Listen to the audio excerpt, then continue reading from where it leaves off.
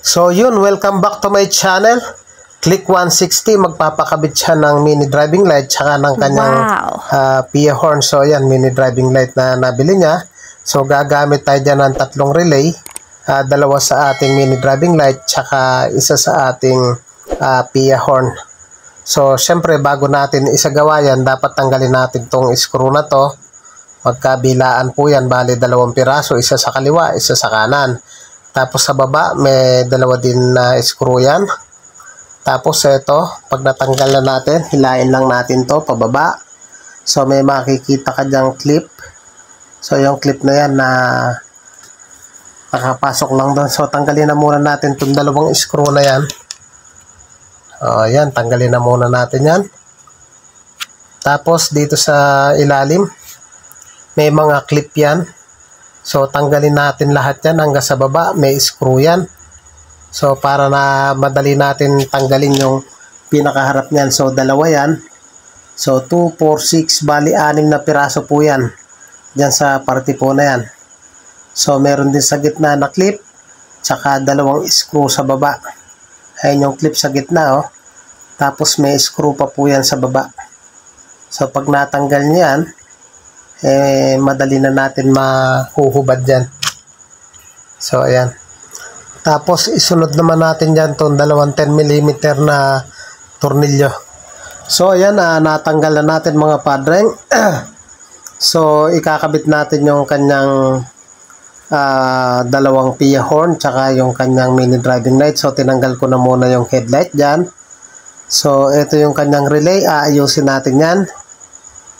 So tatanggalin na muna natin yan para madali nating masundan. So dito natin ilalagay yung 2 PIA horn. So dyan ko lang siya linagay.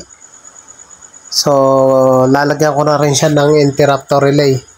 So sa pagkakabit niyan mga padreng, yung kulay black siya yung negative, yung red naman siya yung positive. So itong 2 na to, ito yung trigger ng ating busina. So dyan natin ilalagay yan. So kailangan alam natin dyan kung alin yung positive, alin naman yung negative. So itong clip ng ating test light, lagay natin dito sa negative kasi yung hahanapin natin yung positive na trigger. So ilagay lang natin doon, tapos sundutin natin tong 2 wire na yan. So hanapin natin yung pindot natin yung busina, yung umiilaw, yun ang hahanapin natin para malaman natin kung nasaan yung positive. So ayan, pinasok ko dun sa isang wire. So bitaw, ayan, ito yung ating positive. So yung kabila naman negative. Yung solid na light green siya yung positive, yung green na may white siya yung negative. So ilalagay natin yung ating interrupter relay. So lagay natin to, yung positive yung pula. So ayan, nakabit na natin yung interrupter relay. Ulitin ko lang, yung pula positive dito siya sa light green. Tapos yung negative dito sa green na may white. Tapos ito yung ating relay. So itatap natin yung 86, 85 kahit magkabaligtaran. Dito natin tatap yan. Ulitin ko lang, 85, 86 ng relay ng busina kahit magkabaligtaran, tatap natin dito. Siya yung magsisilbing trigger ng ating relay. So ito yung relay ng ating busina mga padreng, yung kulay pula. Ito yung ating 30. Papunta siya dun sa ating positive, sa may fuse, sa may battery. Ito yung 86, ito yung 85. Itong 2 yellow na yan, 86, 85, siyang lalagay natin dito sa ating interrupter relay. So putulin na muna natin to, itong 2. Tsaka natin itap tong 2 yellow na yan, yung 85, 86, kahit magkabaligtaran. So ito na yung 86, 85, linagay ko na sa ating interrupter relay. Samantala ito yung kulay blue, ito yung papunta sa ating 2 busina dito. So papagapangan natin ng wire yan. Itong kulay pula yung 30, siya yung ating galing fuse. So ilinya na muna natin to, habaan natin papunta sa busina. So yung gumawa tayo ng 2 wire, yung isang wire dito sa ating busina. Yung isa sa kabila dito. Ipapagapang po natin to dito sa ating 87 dito. Papagapang natin dito yan. So putulin na muna natin tong wire. Pinagsama ko na lang yung dalawang blue wire para hindi na tayo magastos sa wire. So i-tap natin dito. So ayan, na-tap ko na. Ayan, dalawa. Tapos ang kulang na lang natin dyan yung negative. So gagawa ulit tayo ng dalawang terminal na magkasama. Gagawa tayo negative ng ating PIA horn. So ayan, dito ko na kinabit yung ating ground ng busina. So ayan, bali dalawa siya. Yung isa dito sa taas.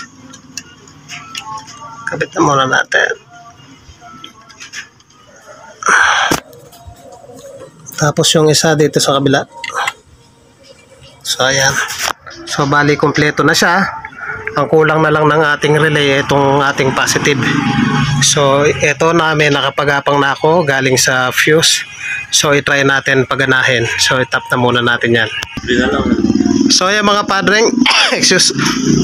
Ito yung 30 ng ating relay nakapagapang sa ating fuse box. So tinap ko na. So sige, i-try mo. Okay. O, sunod naman natin yung kanyang MDL. So tanggalin ko na muna to kasi kukuha rin yung relay ng MDL dyan. So para pulido yung ating trabaho. So ito naman yung dalawang relay para sa high and low.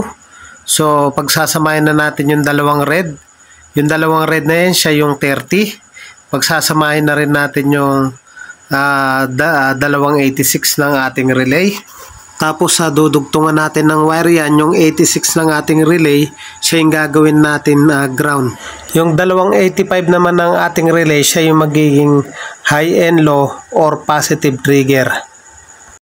Ngayon, hahanap po tayo ng accessories wire dito. Dito, hahanap tayo ng accessories wire. Kukunin natin yung kulay brown.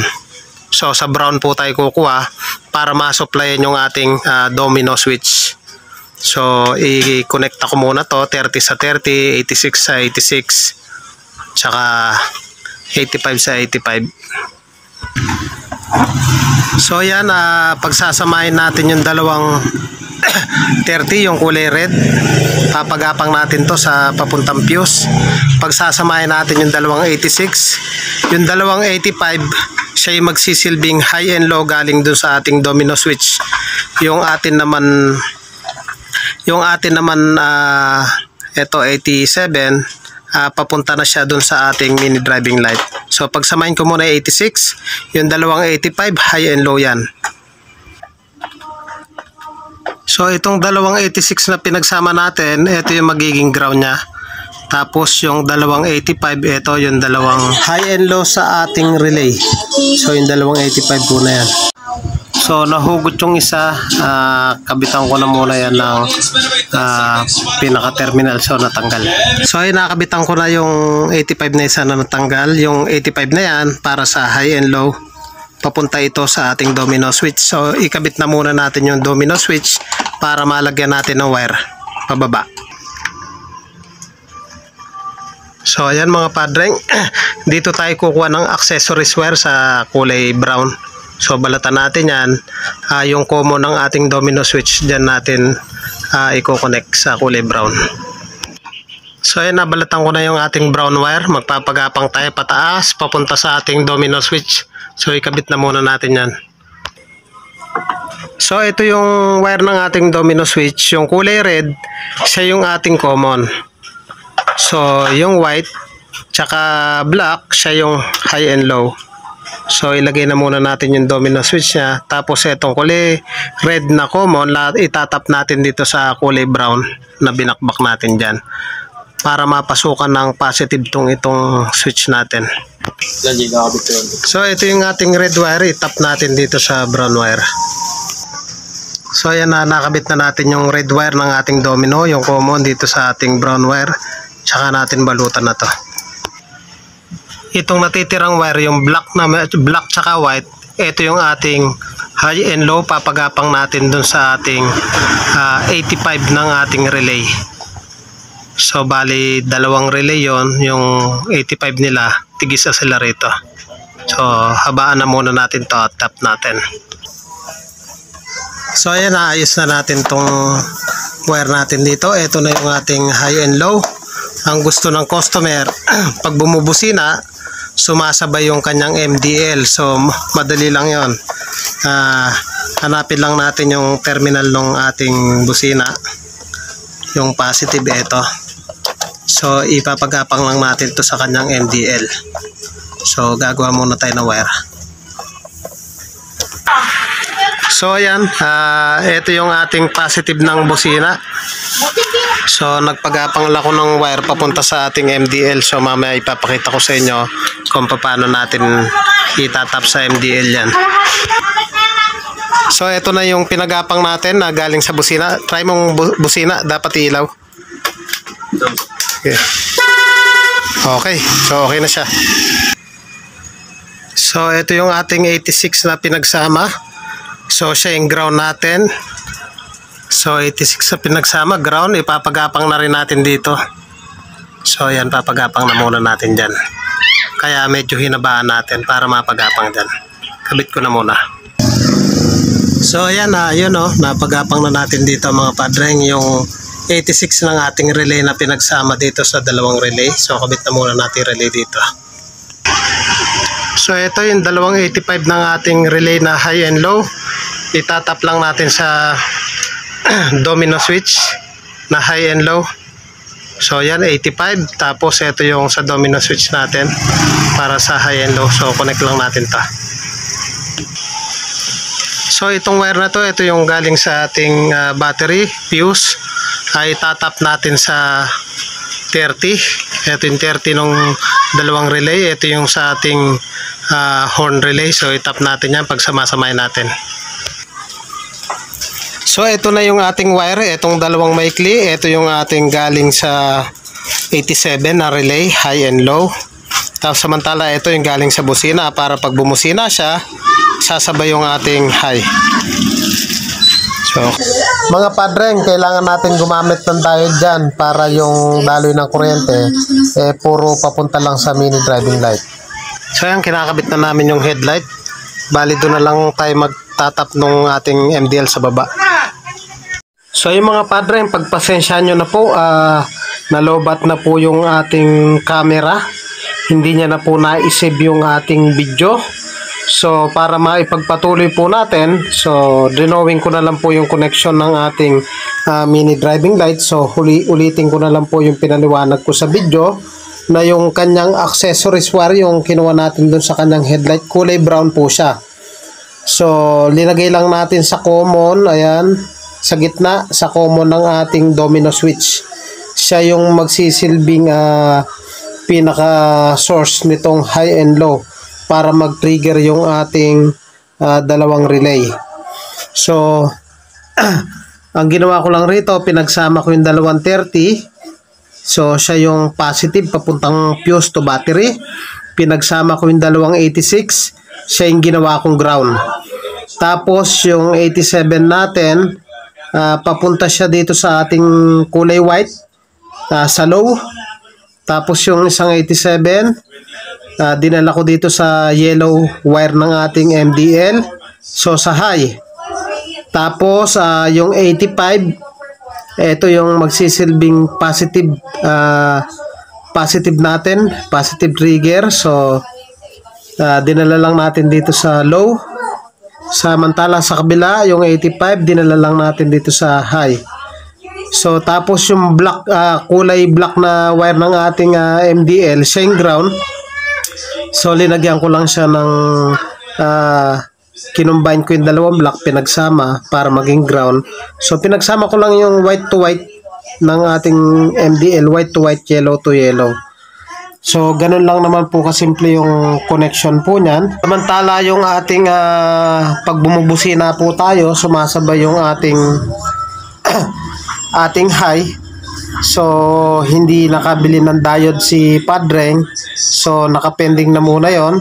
Susunod ipapakita ko po sa inyo. Busina. Okay na.